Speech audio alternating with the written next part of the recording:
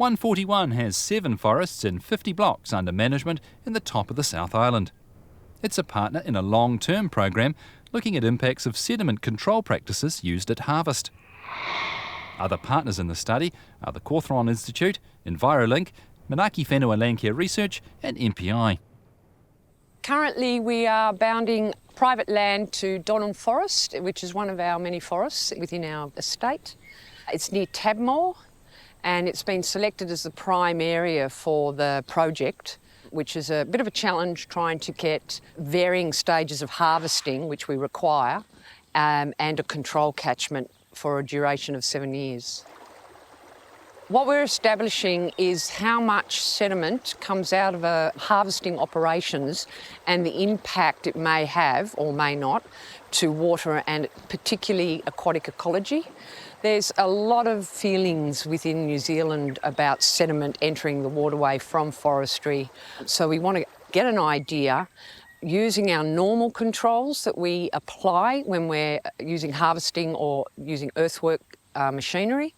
And then we will ascertain the level of deposits from high rain events that come through our weirs. And then we can measure, and after a 7-year period, different techniques. In 2016, the concept came around after a big workshop in Nelson, and participants were Manaaki Whenua Landcare Research, Cawthron, EnviroLink, a number of councils, TDC, I believe Nelson City Council, as well as DOC, Fish and Game, and they're all really excited about the process. It's taken a couple of years identifying the area that we were going to work in, also obtained funding, and MPI came to the party on that, so it's 50-50 funding between OFO and MPI. So it took a couple of years to get going, and then we kicked off in 2020. We're 18 months through the study. We're collecting still baseline data, and we are now harvesting into our treatment area 1, and that'll go on for another 18 months. And then we will do post-monitoring of the areas that are harvested to really ascertain once you open up a forest area and take the trees off, you're obviously going to have more mobilisation of sediment. So after that, we will move into our treatment area 2 and harvest, and that's just over the range next to treatment area 1. And again, all the time we'll have our control catchment, which won't be harvested for the whole 7 years of the project. From an environmental as well as a community, but from an environmental perspective, we all want clean water. We have done studies in the past, and this will just build on the existing studies about the sediment. The fact that we're looking at the ecology of our water as well is an additional bonus, because if there is sediment, there always will be a level of sediment coming out. How does that impact our aquatic life, if at all?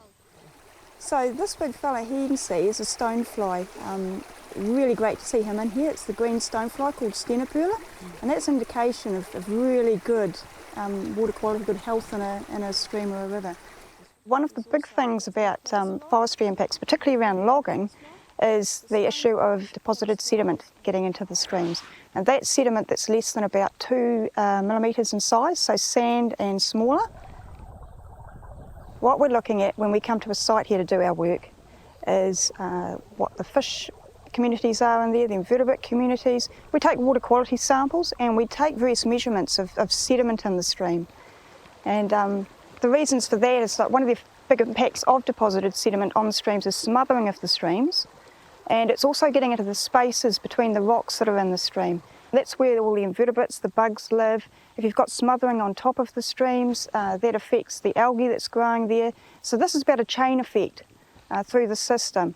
Smother the bottom, you don't get the algae growing, you don't have food for the bugs, you don't have food for the fish, so on and so forth.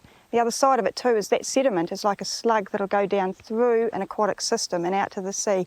So this work is really around assessing what the practices are, the current forestry practices are that are in place, and how effective are they, which is, from a monitoring perspective, is really great. You're looking proactively at, are these practices, these erosion and sediment control practices effective? Okay. And if they're not, where do we go to next?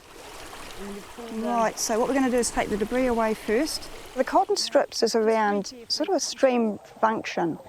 You have bacteria and algae that are growing in the streams, and when we lay the cotton strips down, bacteria colonise those strips. These cotton strips have been tied onto water with a bit of string and left in the water for 14 days so the bacteria can grow on it. If there's a lot of bacteria around, those strips will then degrade quite rapidly. So in effect, it's like the bacteria are eating the strips, if you like. We measure the strength of how easily you can punch a hole in the strip. If it's very easily done, that's telling us something about there's a lot of bacteria around, a lot of degradation, and the other way. So really, the upshot of it is you don't want too much bacteria, you don't want too little bacteria, you want a good mix of it, but deposited sediment can affect bacterial growth. So it's just one of the many measures we use for determining the effects of deposited sediment. The thing about this work is determining, at the moment, what's our baseline, so that it's separating out the effects of, say, what might be going on with farming practices out here from what's going on with logging practices, and how much more, once you have logging going on, will affect those downstream sediment and downstream communities.